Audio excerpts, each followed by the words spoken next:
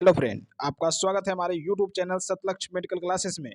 जैसा कि हम पढ़ रहे थे हालो अल्केन के बारे में, उसमें क्या है SN2 के बारे में पढ़े, SN1 के बारे में पढ़े कि क्या मैकेनिज्म SN2 का क्या क्या मैकेनिज्म SN1 का है।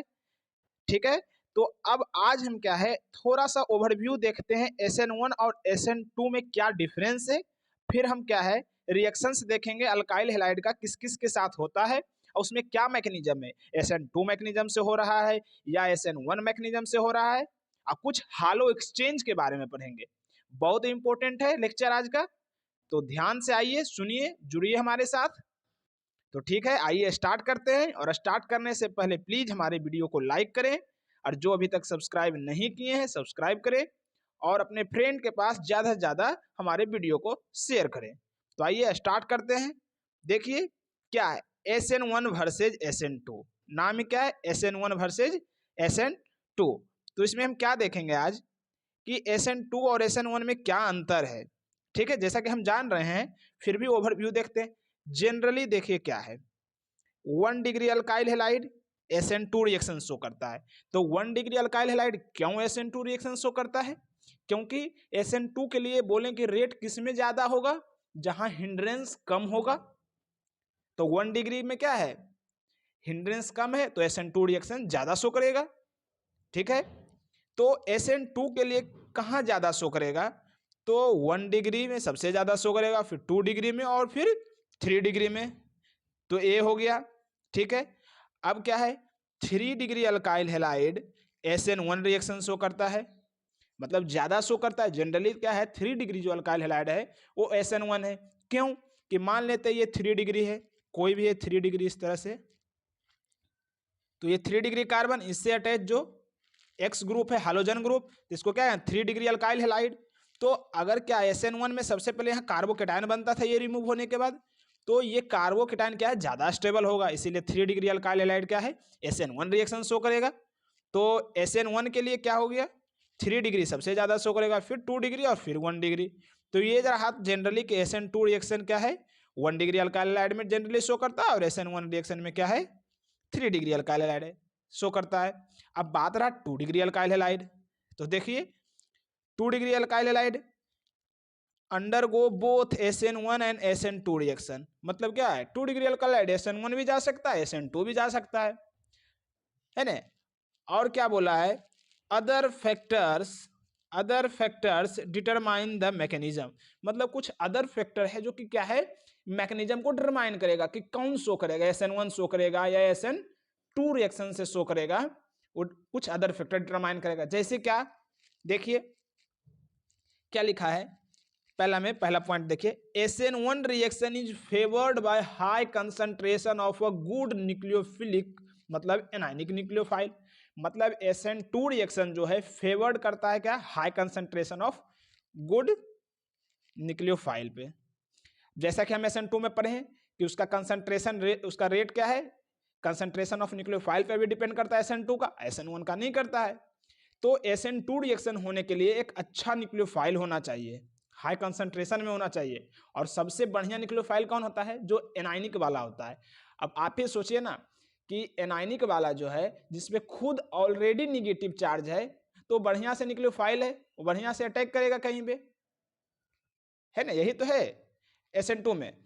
तो यहाँ पे जैसे क्या है एनाइनिक न्यूक्लियोफाइल, जैसे देखिए SH minus CN minus I minus ETC, मतलब जो भी एनायन फॉर्म में रहेगा वो क्या होगा बहुत ही बढ़िया, मतलब एनाइनिक न्यूक्लियोफाइल होगा, एक अच्छा रहेगा गुड न्यूक्लियोफाइल। ठीक है, और जो SN1 रिएक्शन है वो favoured bye poor nucleophile. Poor nucleophile जैसे कि वाटर या अल्कोहल, वो एक न्यूट्रल न्यूक्लियोफाइल होता है, क्या होता है न्यूट्रल होता है, इसीलिए वो क्या है पुअर होता है। ठीक है, अब देखिए दूसरा पॉइंट ये भी जानते हैं आप ऑलरेडी पढ़ चुके हैं कि SN2 reaction is favoured in polar aprotic solvent. किसमें होता है पोलर एप्रोटिक सोलवेंट में होता है। और क्या है SN1 reaction is favoured in polar protic solvent, इसके बारे में भी जानते हैं आप। तो ये रहा क्या है SN1 वर्सेज SN2, मतलब SN1 और SN2 में क्या है कुछ डिफरेंस है। ठीक है, ओके पढ़ते हैं आगे।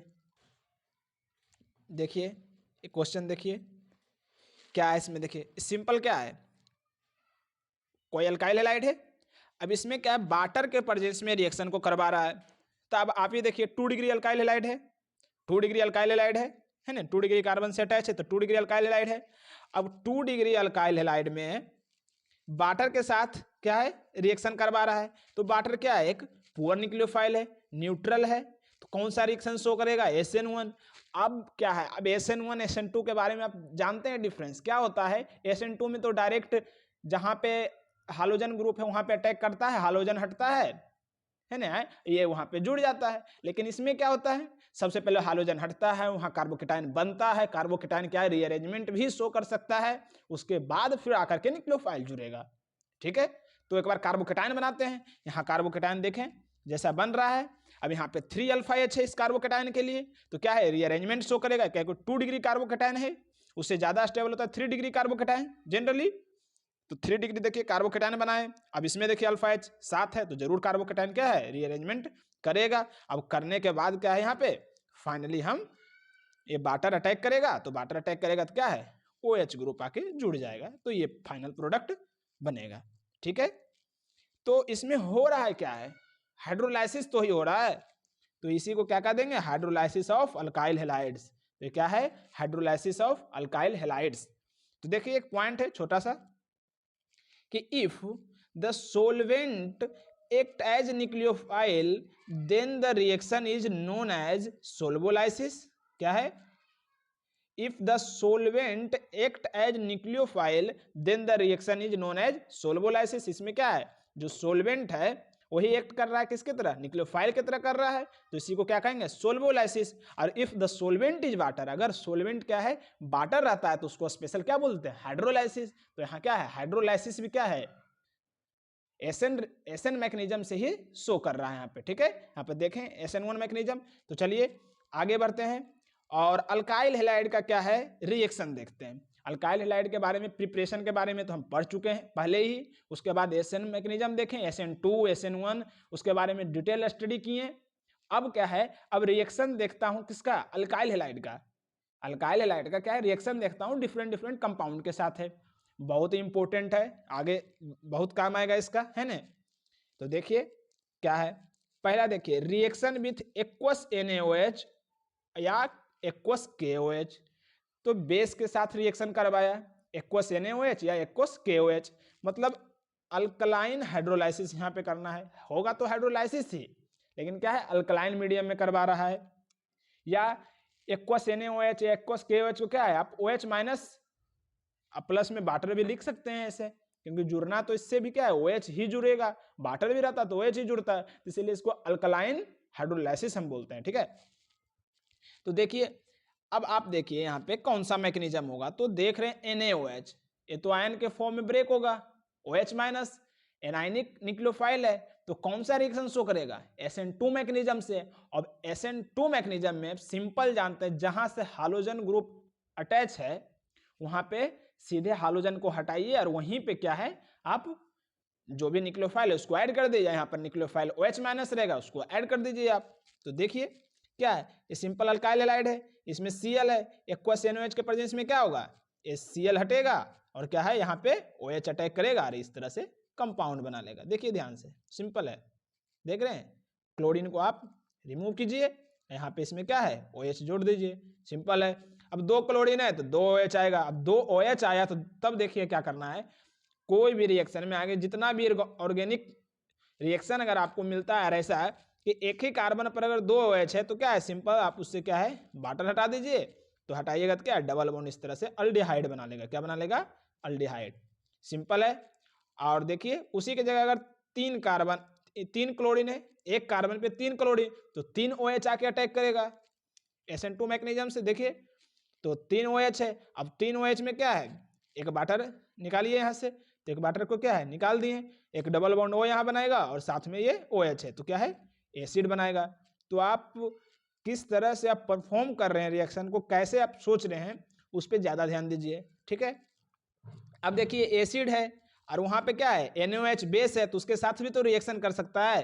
तो रिएक्शन करके क्या है, फाइनली अगर बेसिक मीडियम में एसिड रहता है तो क्या है, ऐसा बनाएगा, क्योंकि यहाँ सोडियम के साथ देख रहा है रिएक्शन कर करके इस तरह से बना लेगा NaOH, क्योंकि बेसिक मीडियम में है। ठीक है, तो ये फाइनल आपका प्रोडक्ट बनेगा। आइए देखिए, स्टीरियोकेमिस्ट्री पर बेस्ड है।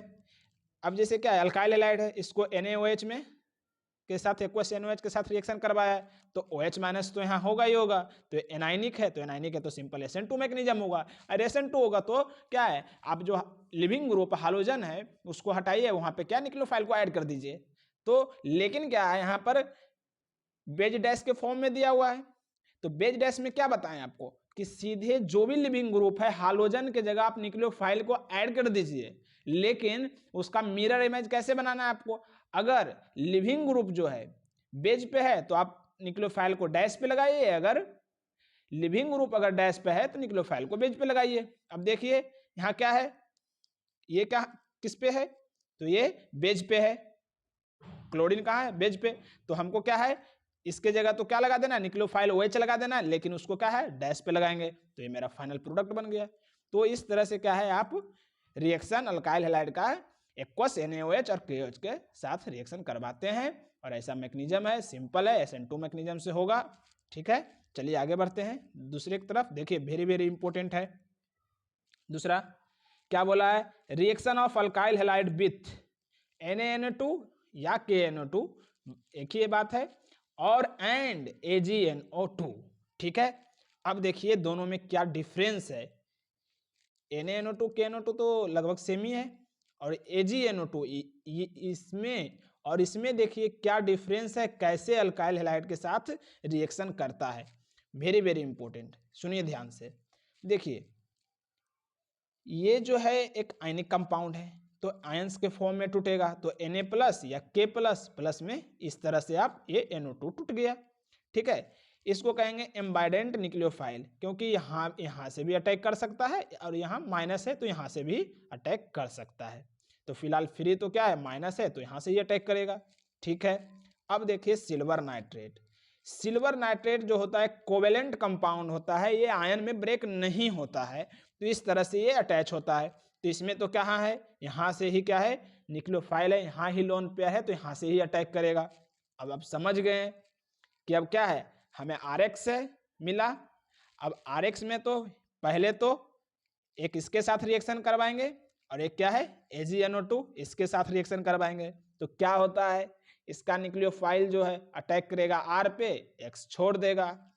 तो इसमें कौन फ्री है, इसमें तो O वाला फ्री है, तो यही जाके अटैक करेगा, तो R से कौन जुड़ेगा, O वाला, तो ऐसा प्रोडक्ट बनेगा मेजर। देख रहे हैं, देखिए ध्यान से, R में कौन सा है, O जुड़ेगा। ठीक है, लेकिन यहाँ तो O खुद जुड़ा हुआ है, तो यहाँ जो N पे नाइट्रोजन पे लोन पेयर है वो जाके अटैक करेगा R पे, और X क्या है हटेगा, तो यहाँ से ये बनेगा RNO2, ये मेजर प्रोडक्ट इसमें बनेगा, इसमें ये बनेगा। इसको तो अल्काइल नाइट्राइट बोलेंगे, इसको नाइट्रो अल्केन बोलेंगे। समझ रहे हैं, R से इसमें O जुड़ रहा है, और इसमें क्या जुड़ रहा है, नाइट्रोजन N जुड़ रहा है। तो ये बेसिक डिफरेंस है। क्यों, क्योंकि वो आयनिक कंपाउंड है, ये कोवलेंट कंपाउंड है। बस इतना ही आपको क्या है ध्यान देना है, जहां भी आए एक बार जरूर इसको याद करना है कि ये क्या है आयनिक कंपाउंड है, वो एक क्या है कोवलेंट कंपाउंड है। ठीक है, ये आयन में ब्रेक होगा तो ऑक्सीजन जुड़ेगा, उसमें तो नाइट्रोजन जुड़ेगा डायरेक्ट। ठीक है,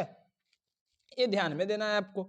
देखिए बस उसी तरह से सेम मैकेनिज्म, सेम कॉन्सेप्ट लगाना है यहाँ पे।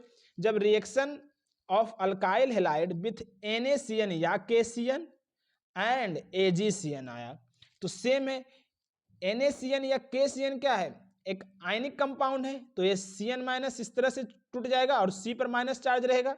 देख रहे हैं NaCN और KCN दोनों में, लेकिन AgCN क्या है कोवेलेंट है, तो वो नहीं ब्रेक होगा, तो यहाँ पे लोन पेयर फिर से क्या है वही नाइट्रोजन पे आएगा। ठीक है, तो फिर रिएक्शन करेगा किसके साथ, RX के साथ। तो देखिए इसमें तो C वाला है, ये C डायरेक्ट अटैक इस पे करेगा, और ये क्या है ये लीव करेगा, तो इस तरह से RCN बना लेगा। देख रहे हैं जैसा कि, तो इसी को क्या बोलेंगे अल्काइल साइनाइड, या IUPAC नेमिंग अगर करते हैं तो अल्केन नाइट्राइल बोलते हैं। कॉमन नेम तो अल्काइल साइनाइड बोले, अगर IUPAC नेम में तो अल्केन नाइट्राइल बोलेंगे। लेकिन अब ये देखिए AgCN में, तो इसमें तो जुड़ा हुआ है, कोई आयन तो बना नहीं, आयनिक कंपाउंड तो है नहीं, तो कोवलेंट है। तो अब देखिए नाइट्रोजन का जो रहेगा लोन पेयर O अटैक करेगा R पे और R से X रिमूव हो जाएगा, तो RNC बनाएगा। ये हो गया अल्काइल आइसोसाइनाइड। और अगर IPAC नेमिंग करेंगे तो अल्केन आइसोनेट्राइल ये बनेगा। ठीक है, ये बात है। तो देखिए जैसा कि एक नेमिंग देखिए करके दिखाया यहाँ पे कि अगर ऐसा बनता है CH3CN, तो इसको तो जनरली आप अगर कॉमन नेम बोलते हैं तो क्या बोल दीजिएगा, मिथाइल साइनाइड। लेकिन जब IPAC नेमिंग करेंगे तो इसका भी कार्बन को काउंट करते हैं पेरेंट चेन में और क्या बोलेंगे, इथेन नाइट्राइल। तो ये भी ध्यान रखना है। कभी कभी क्वेश्चन आप बना तो लिए, आप सब कुछ जान रहे हैं मैकेनिज्म, आप सब कुछ जान रहे हैं, पूरे 100% कर लिए, लेकिन आपको क्या है आंसर IPAC नेमिंग में दे देगा, कॉमन नेम में दे देगा, तो वहां पे क्या है आप फंस जाइएगा। तो सब कुछ संपूर्ण ज्ञान आपको रखना है, हर एक चीज में ऑर्गेनिक का आपको क्या है ध्यान में रखना है। ठीक है, तो चलिए, तो ए हो गया। तो यहाँ ये दोनों जो क्वेश्चन था NaNO2 या AgNO2 और यहाँ था NaCN या AgCN में, बस एक ही बात ध्यान में रखना है कि ये आयनिक कंपाउंड होता है, वो कोवलेंट कंपाउंड होता है, और कहाँ जहां न्यूक्लियोफाइल जो फ्री रहेगा वहीं अटैक करेगा R पे, उसी से जोड़ना है। तो समझ गए आई होप। चलिए नेक्स्ट देखिए, इंपॉर्टेंट है, सारा के सारा इंपॉर्टेंट है, ये भी देखिए इंपॉर्टेंट है। Reaction of alkyl halide with dry Ag2O और एक मॉइस्ट Ag2O है। तो इसको देखिए कैसे याद रखना है आपको, जो सबसे पहले मैं बताता हूं क्या है, ड्राई Ag2O और मॉइस्ट Ag2O है। ठीक है, सबसे पहले तो आपको प्रोडक्ट बना देता हूं। आपको तो प्रोडक्ट से ज्यादा मतलब रखना है कि क्या आखिर प्रोडक्ट क्या बनता है जब अल्काइल हैलाइड के साथ ड्राई वाला रिएक्ट करता है और मॉइस्ट वाला Ag2O। तो देखिए क्या है, सबसे पहले तो क्या है, अल्काइल हैलाइड के साथ अगर ड्राई Ag2O रिएक्शन करता है तो ये इस तरह से क्या बनेगा, देख रहे हैं। और अगर मॉइस्ट Ag2O अगर रिएक्शन कर रहा है तो देखिए क्या बनाया है, अल्कोहल। ये क्या बनाया है, ईथर। तो अल्कोहल और ईथर बना रहा है। तो इसमें तो क्या है, जितना कार्बन का है उसमें सिंपल से क्या है O जुड़ा और एक फिर से वही उतनी ही कार्बन के बन करके एक ईथर बना लिया। और इसमें क्या है, Br को हटा करके देख रहे हैं मॉइस्ट है, तो मॉइस्ट के मतलब ऐसे भी समझ जाइए वाटर, वाटर से OH, तो क्या है OH जुड़ रहा है। तो ये तो सिंपल प्रोडक्ट हो गया समझने के लिए। तो यहाँ पे आप जैसा कि देखिए इसका जो मैकेनिज्म है, मतलब मॉइस्ट Ag2O में समझ रहे हैं कि मॉइस्ट होगा तो AgOH होगा, वाटर भी होगा साथ में, तो AgOH बनाएगा, मतलब OH माइनस भी होगा। तो OH माइनस तो सिंपल न्यूक्लियोफाइल अटैक करेगा, Br को रिमूव करेगा और इस तरह से अल्कोहल बना लेगा। लेकिन ये देखिए कैसे बनता है इथर, जिस इसका देखिए मैकेनिज्म। तो देखिए क्या होता है, इन ड्राई Ag2O ओ रहा ऑक्सीजन लोन पेयर है, ये अटैक करेगा, Br को क्या है रिमूव किया, रिमूव करने के बाद इस तरह का स्ट्रक्चर बनाया। ठीक है, फिर क्या है Br माइनस रहेगा, वो क्या है एक Ag को क्या है अपने साथ लेकर के AgBr के रूप में निकल जाएगा। तो फिर फाइनली कैसा बन जाएगा, ऐसा कंपाउंड बनेगा। मतलब इस तरह से ऑक्सीजन तो अटैच था, अटैक किया और एक Ag रहेगा। फिर से क्या है, ये ऑक्सीजन का जो लोन पेयर है एक और RX पे अटैक करेगा, अटैक करने के बाद और जो एज फिर से यहाँ क्या है Br हट जाएगा। अब Br जब माइनस जो हटेगा तो एक Ag जो रहेगा वो फिर से क्या है उस Ag को Br ले लेगा, तो AgBr फिर से हट जाएगा और ये फाइनली क्या है, ये आपका ईथर बन जाएगा फाइनली। तो बस ये तो मैकेनिज्म है, लेकिन फिर भी आपको यही ध्यान रखना है कि ड्राई Ag2O के प्रेजेंस में ये कंपाउंड बनेगा, कोई भी RX रहे उतना ही कार्बन का क्या है डबल, बीच में क्या है सिर्फ ऑक्सीजन आपको लगाना है। और मॉइस्ट Ag2O है तो उसमें तो अल्कोहल बनेगा। तो देख रहे हैं एक में ईथर बना रहा है, एक में क्या है अल्कोहल बना रहा है। ठीक है, तो आप बस इतना ही आपको ध्यान में रखना है। हम टोटल क्या है यहाँ पे 4 रिएक्शन पढ़े हैं, पहला तो NaOH या KOH बोले, दूसरा है NaCN और AgCN में देखे हैं, और यहाँ देखें NaCN और AgCN में, और क्या पढ़े एक NaNO2 या AgNO2 में। तो इसमें तो दो में आयनिक और कोवलेंट का ध्यान में रखना है। तो NaOH KOH वाला सिंपल था, और यहाँ पे फाइनली क्या है ड्राई Ag2 और मॉइस्ट है। तो मॉइस्ट है जैसी वाटर आया OH आप जोड़िए, और ड्राई में बस आपको ध्यान रखना है क्या ईथर बनाना है उतना ही कार्बन का, इधर भी उतना कार्बन का है जितना में R है। तो यहाँ पे R में कितना है 2 कार्बन है, तो इधर भी 2 इधर भी 2, 4 कार्बन का हो गया।